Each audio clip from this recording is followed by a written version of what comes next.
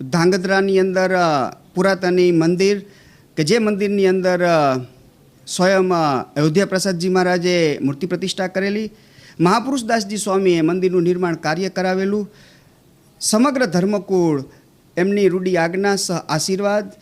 આ મહોત્સવની અંદર પંચદિનાત્મક શ્રીમદ સત્સંગી જીવન ગાથાનું આયોજન કરવામાં આવેલું.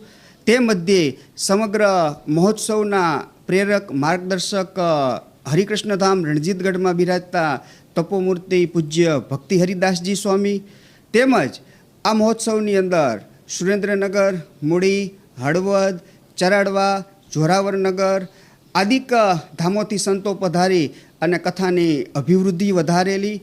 સાથે સાથે સાંખ્યોગી માતાઓએ પધારી અને કથાનો ખૂબ લાભ લીધેલો.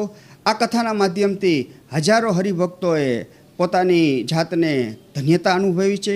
સાથે સાથે અણકોટનું આયોજન કરવામાં આવેલું છે, સમૂહ આરતી, મહાઅભિષેક અને આજે છેલ્લા દિવસે કહેતા સમૂહ ભોજનનું પણ આયોજન કરવામાં આવેલું છે.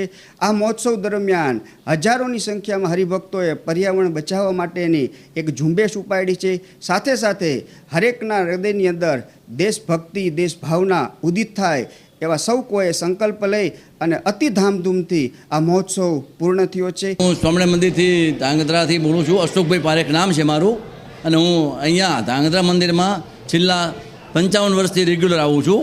અને આજે 160મો પાટોત્સવ નિમિત્તે 5 દિવસની કથા, ધૂન એ બધું કાર્યક્રમ રાખેલો, પોથી યાત્રા વ્યવસ્થિત અને દેશભક્તિ માટે બધો કાર્યક્રમ રાખેલો છે. અને વ્યસન મુક્તિ થાય એના માટે અમારા સંતો અને હરિભક્તો પ્રયત્નશીલ છે રેગ્યુલર, અને દરેક હરિભક્તોનો સાથ સહકાર ખૂબ જ છે, અને ગામનો પણ સહકાર છે, અને ખૂબ સારો કાર્યક્રમ થયો, અને અમારે ગામનો સહકાર અને સત્સંગનો સહકાર